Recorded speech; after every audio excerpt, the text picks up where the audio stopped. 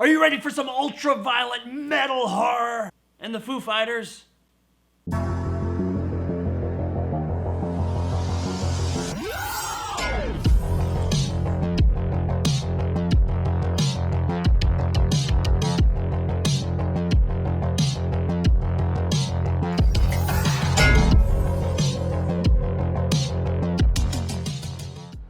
Studio 666 is brought to us by director B.J. McDonald and stars Dave Grohl and the Foo Fighters, Will Forte, and Jeff Garlin. Legendary rock band the Foo Fighters move into an Encino mansion steeped in grisly rock and roll history to record their much anticipated 10th album. So Studio 666 came out a few weeks ago, but it's been hard as hell to find in a theater, especially where I live out in the middle of fucking nowhere. But now, thankfully, real quick, fast, and in a hurry, it is coming to VOD because it didn't do shit in theaters. And that's okay, because now I get to watch the movie from the comfort of my own home. So I was pretty excited about this movie. I'm not a Foo Fighters fan, like in the slightest. Nothing against them. I mean, they got some songs that I guess are okay, but it's just not really my thing. But the trailer to this movie looked fucking awesome. It looked like it was gonna be a grisly gore-fest comedy horror, and I was totally down for that. So after finally getting to see this movie, was it everything that I wanted? Kind of.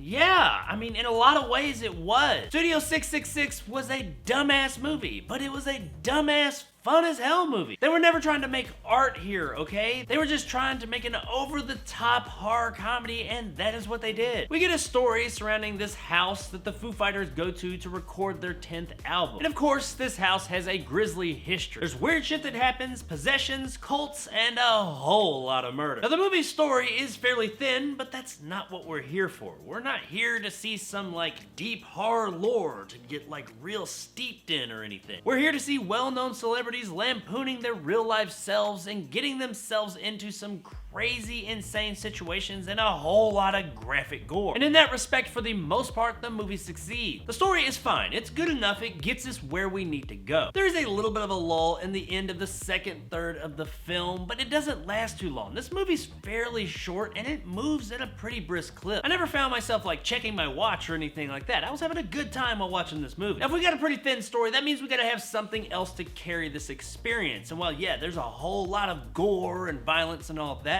that's not all this movie is. What really carries this experience for the most part is the comedy. And one of the best parts of this comedy is the self-aware attitude that the Foo Fighters had going into this project. They are all totally on board with this thing. They have no qualms about making fun of themselves and just having a good time with it. And while I don't know a whole lot about the Foo Fighters, so there may have been some things that I missed, I do get that they are famous, and the movie did a really good job of allowing people that don't know a lot about the Foo Fighters still have a good time with this. It was great to see these guys not take it too serious. They were able to look at themselves and laugh and have a good time with it. And that did allow a lot of the comedy in the film to work even better. Now, this isn't like the best comedy ever made, but it is an extremely enjoyable comedy. The vast majority of this movie is just the Foo Fighters in this house getting up to crazy antics. And overall, you can tell that these guys aren't actors, but they're having a good time with it, so that makes it okay. This movie isn't going for any Oscars in the acting department. And honestly, they were fine. I mean, they're not gonna get picked up by Steven Spielberg in his next epic anytime soon, but for this movie, they did a pretty good job. We also get some cameos from some other famous personalities such as Will Forte and Jeff Garlin, and they all did great. Forte in particular, for his part, was a really funny role. As a whole, while this isn't like a showcase for anybody's acting career, it was still a really enjoyable time. Everybody did a good job here. So that brings us to the part that everybody's interested in, the effects, most notably the gore. And oh yeah,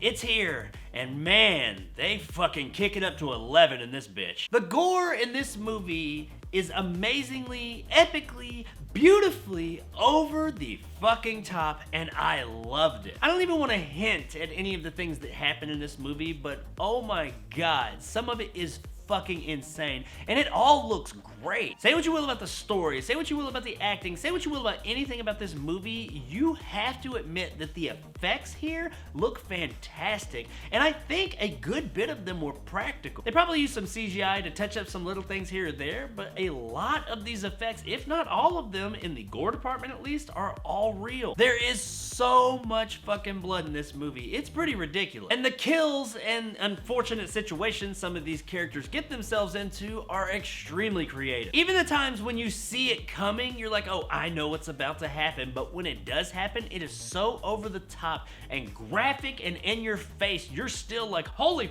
fuck, I knew that was gonna happen, but Jesus, I didn't know it was gonna be like that. It's pretty badass. So if you like gore, especially over the top ridiculous gore, you are going to have a really good time with this one. Guys, Studio 666 was just a really good time. It's not trying to reinvent the wheel, they're just having a good time with it. The story is pretty thin, and right before we get to the climax of the movie, things slow down just a bit for a few minutes. But the comedy is on point, the performances surprisingly work really well, and the over-the-top ridiculous gore is glorious. I'm not a fan of the Foo Fighters, but I am a fan of really fun movies, which this movie is. And what it also is absolutely worth a rent.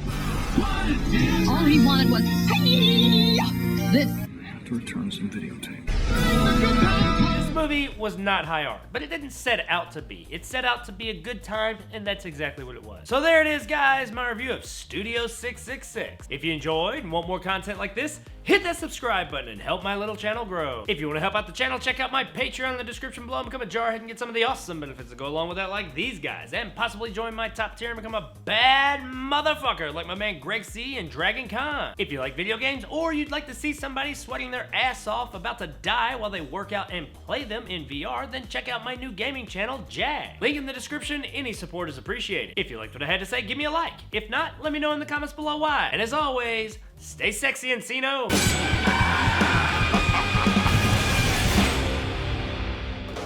Here you go, man. Finish the song. I don't want to ruin any of the other cameos in the movie, but there is one in particular by another musician in this movie that is just funny as hell. Like, this was probably the best part of the movie beyond like the gore. Not gonna say who it is or what they say, and it is just that, just a cameo, but man, this was great. It is pretty much worth the price of admission all on its own. I'm honestly pretty surprised they were able to get this person, much less get them to come in and kind of lampoon themselves in this whole situation and have such a good time with it. It's pretty fucking great. That's my favorite song!